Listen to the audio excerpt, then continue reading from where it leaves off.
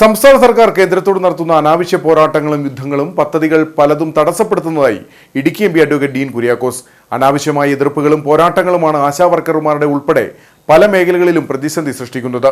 സർക്കാരിന്റെ പിടിവാശി മൂലം സ്കൂളിലെ ഉച്ചഭക്ഷണ പദ്ധതി, പാചക തൊഴിലെടുക്കുന്നവരുടെ വിഷയങ്ങൾ എന്നിവ അനിശ്ചിതത്വത്തിലാണ്. സംസ്ഥാന സർക്കാരിന്റെ നിഷേധ നിലപാടും അനാവശ്യ വിവാദങ്ങളും കാരണം PM ശ്രീ പദ്ധതി കേരളത്തിന് നഷ്ടമായെന്നും ഇക്കാര്യത്തിൽ ശക്തമായ പ്രതിഷേധമുണ്ടെന്നും എം പി ചെറുതോണിയിൽ വ്യക്തമാക്കി.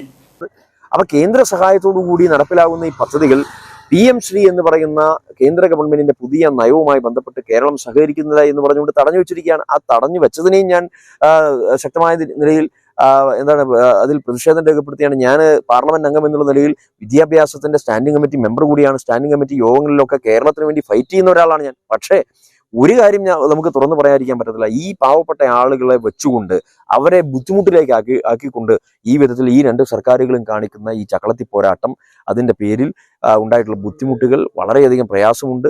വികസന കാര്യങ്ങളിൽ തടസ്സം വന്നിരിക്കുന്നു. ജനങ്ങൾക്ക് അല്ലെങ്കിൽ ഈ ജീവനക്കാർക്ക് ശമ്പളം ലഭിക്കുന്നില്ല. എന്തിനേറെ പറയുന്നു, സ്കൂൾ കുട്ടികൾക്ക് പോലും ഏറ്റവും ദയനീയമായ ഒരു പരിധി, അവർക്ക് ഉച്ചഭക്ഷണം കഴിക്കുന്നത് പോലും അത് വലിയ അവതാളത്തിലാകുന്ന സ്ഥിതിയിലേക്ക് കാര്യങ്ങൾ പോകുന്നു. പാചക തൊഴിലാളികളെ വരെ ബുദ്ധിമുട്ടിലാഴ്ത്തുന്ന ഒരു സ്ഥിതിയിലേക്ക് കാര്യങ്ങൾ പോകുന്നു.